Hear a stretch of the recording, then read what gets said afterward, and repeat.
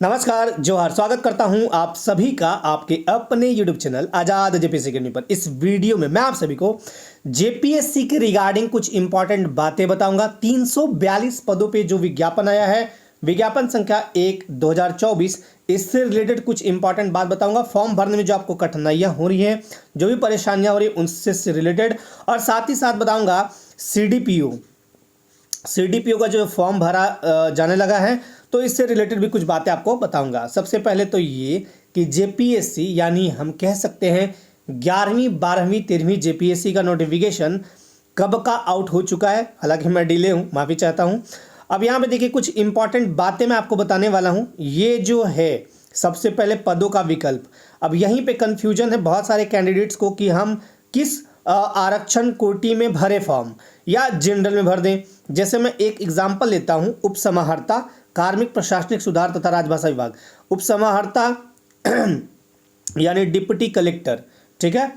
और deputy collector में आप बीडीओ सीओ बनते हैं आमतौर पे। तो यहाँ पे टोटल सीट है 207 में जनरल का 88, और एक मिनट, यहाँ पे आपको जनरल का है 88, और उसके बाद अनुसूचित जनजाति का 57, अनुसूचित जाति 17, और BC1 में 9, BC2 में 16, और EWS में 20। अब यहाँ पे सवाल एक ये उठता है कि सबसे कम सीट अगर देखा जाए तो BC1 9 सीट।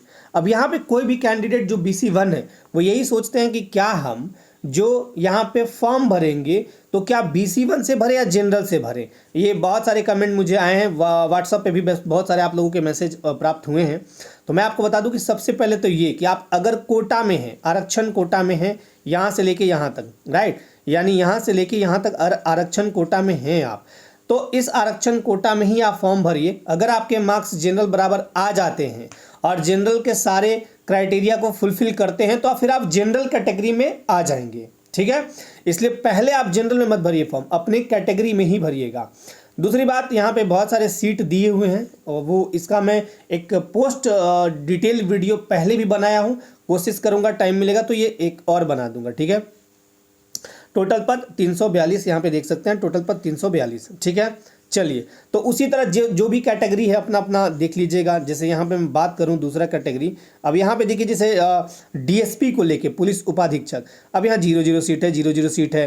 तो ऐसे में अगर आप प्रेफरेंस के तौर पे भी डीएसपी रखते हैं, ठीक है, मैं मानता हूँ, अपने कैटेगरी में यहाँ पे आप मत भरिए। 00 जब सीट है तो यहाँ पे आप नहीं भरिए, आप जनरल में फाइट कर सकते हैं। अगर 00 सीट है तो आप दूसरे कैटेगरी को चुन सकते हैं, लेकिन अगर सीट 1 2 3 ऐसे है तो आप अपनी कैटेगरी में ही फॉर्म भरिए, बेटर रहेगा। बाकी आप लोगों को जो अच्छा लगे वैसे फॉर्म अप्लाई कर सकते हैं। अब यहाँ पे ग्रेड पे दिया हुआ है, सबसे शानदार ग्रेड पे ऊपर जितने भी हैं, बस 2 का ग्रेड पे कम है, जैसे प्रोबेशन पदाधिकारी और निरीक्षण उत्पाद, इनका ग्रेड पे 4800 और 4200, बाकी सबका 5400 है। आप लोग सभी जो हैं जब सिलेक्शन हो जाएगा, इंटरव्यू वगैरह होगा। सबसे पहले तो एक चीज़ और बता देता हूँ इसमें जो शैक्षणिक योग्यता है नॉर्मल ग्रेजुएट है। आप किसी भी ग्रेजुएट, आप किसी भी संकाय से, जैसे कला, वाणिज्य या फिर साइंस यानी विज्ञान, कॉमर्स, साइंस या आर्ट्स बैकग्राउंड से ग्रेजुएट हैं सिंपल, तो आप फॉर्म भर सकते हैं। इसमें कोई और विशेष क्राइटेरिया नहीं रखा गया है, राइट। और उम्र गणना, मैं बार बार आप सभी को पहले भी बोला था कि उम्र में छूट निश्चित तौर पे मिलेगी। यहाँ पे देख लीजिए, अधिकतम उम्र की गणना तिथि 1/8/2017 और न्यूनतम उम्र की गणना 1/8/2024 यानी 1 अगस्त 2024, ठीक है। मेन मैं बात बता देता हूँ, बाकी तो आप लोगों को पता ही है। अब सबसे इम्पॉर्टेंट एक और आता है कि इसमें देखिए, इसमें आरक्षण का लाभ लेना है जिन्हें, उन्हें तो आपको स्थानीय निवास प्रमाण पत्र देना होगा। आरक्षण का दावा करने वाले, यदि आप जनरल में फॉर्म भर रहे हैं तो आपको ये निवास प्रमाण पत्र देने की आवश्यकता नहीं है। लेकिन यदि आप कैटेगरी में जैसे EWS, BC1 2 SC ST हैं, या फिर यहाँ की महिला जो उम्र में वगैरह में छूट लेना चाहती हैं, तो उनको यह स्थानीय निवास प्रमाण पत्र बनवाना होगा। एक चीज़ और बताता हूँ कि अगर किसी का EWS सर्टिफिकेट हो तो उस पर देखिएगा ऊपर में लिखा रहेगा वैलिड फॉर या ईयर, वैलिड ईयर लिखा रहेगा। अगर लिखा है ईयर 2024 तो ही वैलिड होगा, 23 वाला वैलिड नहीं होगा। भले ही आप 23 वाला जनवरी में बनवाए हैं, फरवरी में बनवाए हैं, दिसंबर में क्यों नहीं बनवाए हैं, आपका 2023 वाला वैलिड नहीं है, ठीक है। अब देखिए कुछ बातें और इम्पॉर्टेंट इसमें, अब सिलेक्शन कैसे लेंगे, ये फॉर्म तो भर देंगे और फॉर्म भरने का डेट क्या है, आप लोग फॉर्म भर दीजिएगा। ऑनलाइन आवेदन करने का जो डेट है वो है 1/2/24 से, मतलब 1 फरवरी 2024 से 29 फरवरी 2024 तक है। 29 फरवरी 2024 तक आप फॉर्म भर सकते हैं, ठीक है। और बाकी आप पेमेंट वगैरह 1 मार्च तक कर सकते हैं। और यहाँ पे एक कन्फ्यूजन आप सभी के मन में है कि क्या पीटी एग्जामिनेशन 17 मार्च को होगा या नहीं होगा, इसको लेके भी बता देता हूँ, लास्ट में बताऊंगा, पहले ये देख लीजिए। अब यहाँ पे आते हैं कि अब सिलेक्शन कैसे होगा। देखिए जेपीएससी का एग्जामिनेशन डिटेल्ड एग्जाम होता है।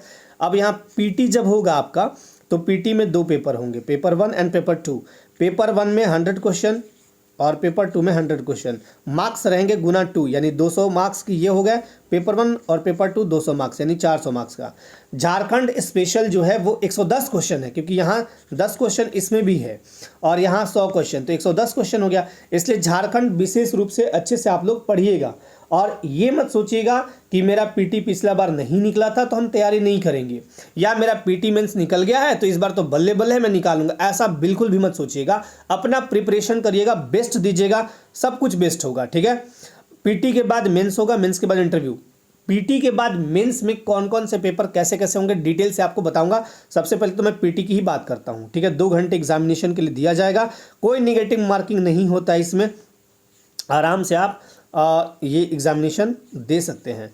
अब एक सवाल और उठता है कि आप सेलेक्ट कैसे होंगे, कैसे। यहाँ पे देखिए मिनिमम क्वालिफाइंग मार्क्स दिया हुआ है, इतना आपको मिनिमम लाना ही लाना है। जैसे ईडब्ल्यूएस और जनरल को 40%, पीटीजी ग्रुप 30%, बैकवर्ड 2 यानी BC 2 36.5%, BC 1 34%, और अगर आप SC ST या कोई ट्राइब्स है, कोई फीमेल्स हैं SC ST के तो 32%, ठीक है। चलिए, तो पीटी का आपका 400 मार्क्स है, उसमें आपको जितना ज़्यादा ला पाइए, क्योंकि 342 सीट है तो 15 गुना ये रिजल्ट देंगे, ठीक है। 342 का 15 कर लीजिए, ठीक है।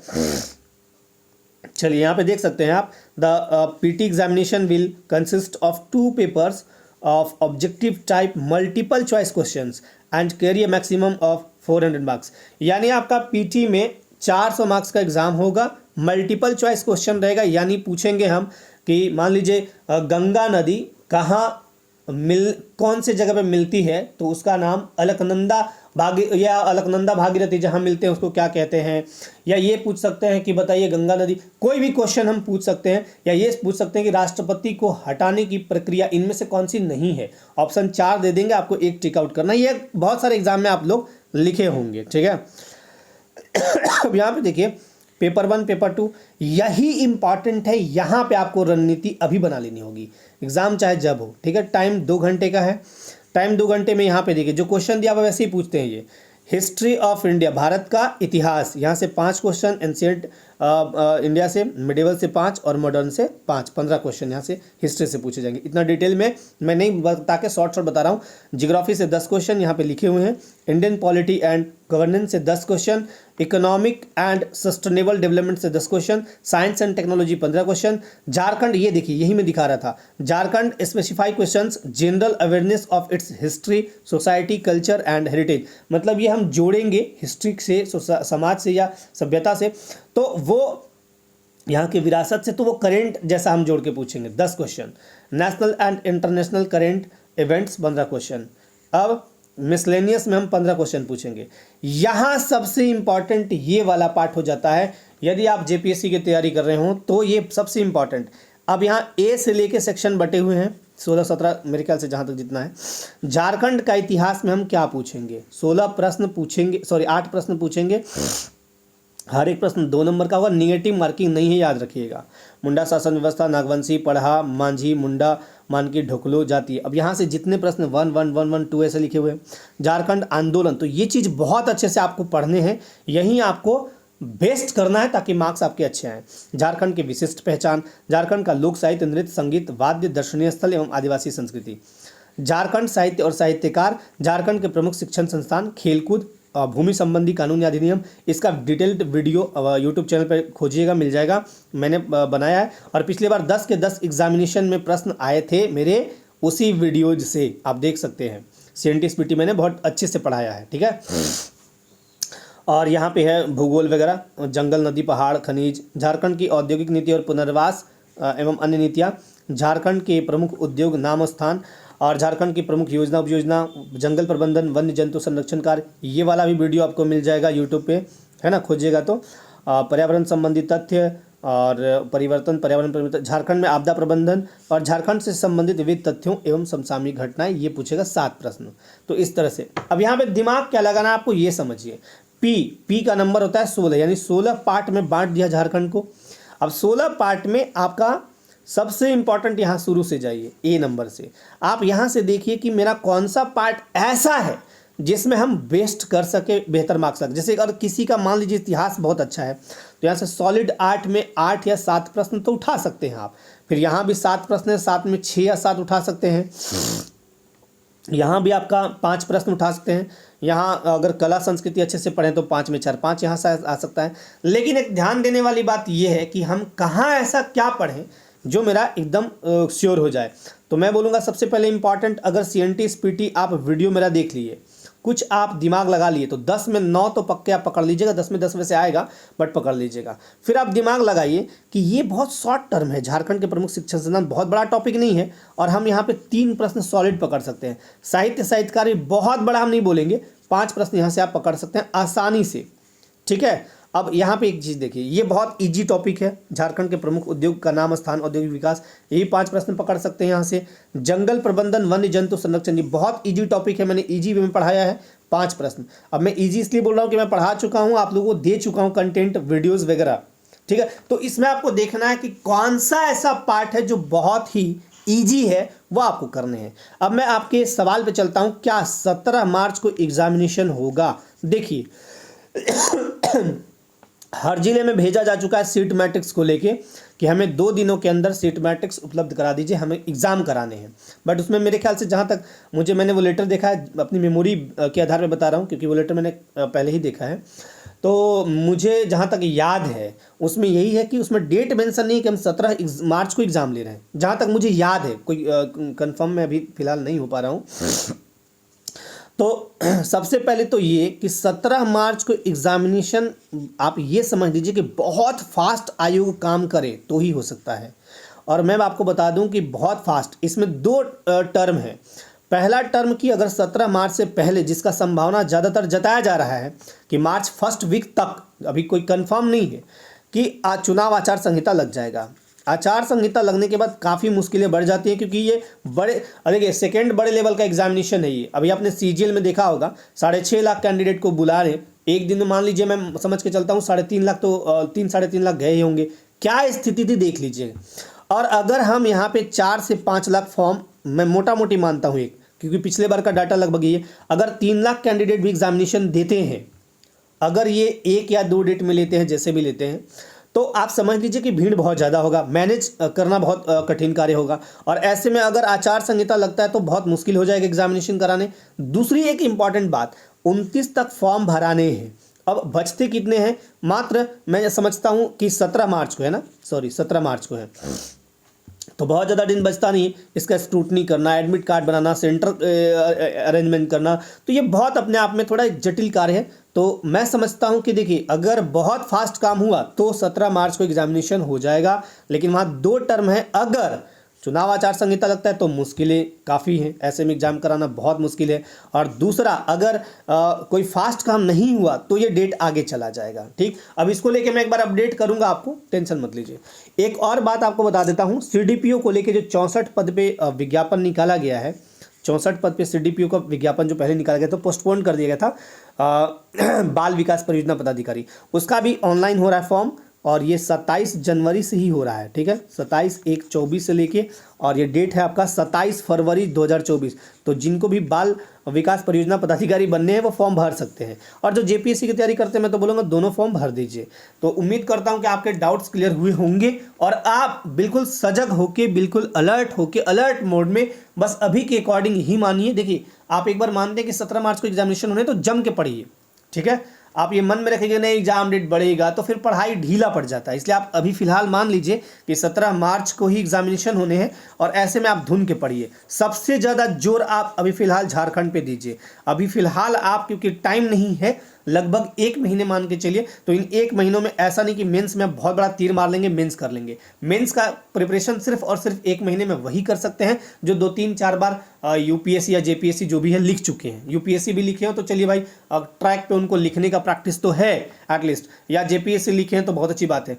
आप सिर्फ और सिर्फ अभी पीटी एग्जामिनेशन का तैयारी करिए। अब एक सवाल उठता है कि पीटी के बाद मेंस में कितना टाइम मिलेगा। लगभग पीटी एग्जाम जिस दिन संपन्न होगा उससे आप मान के चलिए कि लगभग 2-2.5-3 महीना तो मिलना तय है, क्योंकि पीटी एग्जामिनेशन होगा, फिर रिजल्ट बनेगा, फिर आपका रिजल्ट आएगा, फिर फॉर्म भराएगा मेंस का, फिर एग्जामिनेशन होगा। तो ऐसे में टाइम मिल जाता है, पढ़ लीजिएगा। लेकिन अभी पीटी पढ़िए और पीटी में सबसे ज़्यादा जोर दीजिए झारखंड।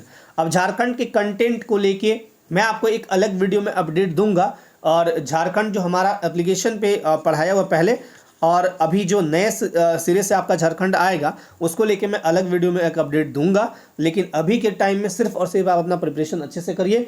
सभी लोग अपना पढ़ाई अच्छे से करिए। जिनका सीजीएल में अच्छा एग्जामिनेशन गया, अगर वो जेपीएससी भर रहे हैं, भरना चाह रहे हैं, तो पीटी को ध्यान में रख के जम के पढ़ाई करिए। यही एक विकल्प फिलहाल आपके पास है, तो इसलिए इसमें लग के तैयारी करिए। देखिए, तैयारी कभी व्यर्थ नहीं जाता है। यदि आप पीटी यहाँ पढ़ते हैं, झारखंड खूब पढ़ते हैं, तो क्या पता अगला एग्जाम जेएसएससी का कोई भी हो या जेपीएससी का ही हो कोई भी, तो आप उसमें अच्छा कर पाएंगे, या टीचर का कोई एग्जाम हो उसमें अच्छा कर पाएंगे। पढ़ाई कभी भी व्यर्थ नहीं जाता, इसलिए जम के पढ़िए और एकदम अपने लाइफ में बिल्कुल मस्त रहिए, स्वस्थ रहिए। जैसे ही कोई अपडेट होगा या कुछ भी होगा, माफ़ी चाहता हूँ, मैं थोड़ी मेरी तबीयत ठीक नहीं थी, इस वजह से वीडियो नहीं आ रहे थे। अब थोड़ा मैं ठीक फील कर रहा हूँ, तो आप सबों की दुआ है कि आज मैं बिल्कुल ठीक ठाक हूँ। मेरी तबीयत अचानक खराब हो गई थी, खैर कोई बात नहीं। आप सबों ने बहुत दुआ किया, आप सभी को बहुत बहुत धन्यवाद और दिल से बहुत बहुत आभार। अपने लाइफ में सभी मस्त रहिए, स्वस्थ रहिए, व्यस्त रहिए। जैसे ही कोई अपडेट आएगा अपडेट करूँगा, लेकिन एग्जामिनेशन का प्रिपरेशन जम के करिए। धन्यवाद।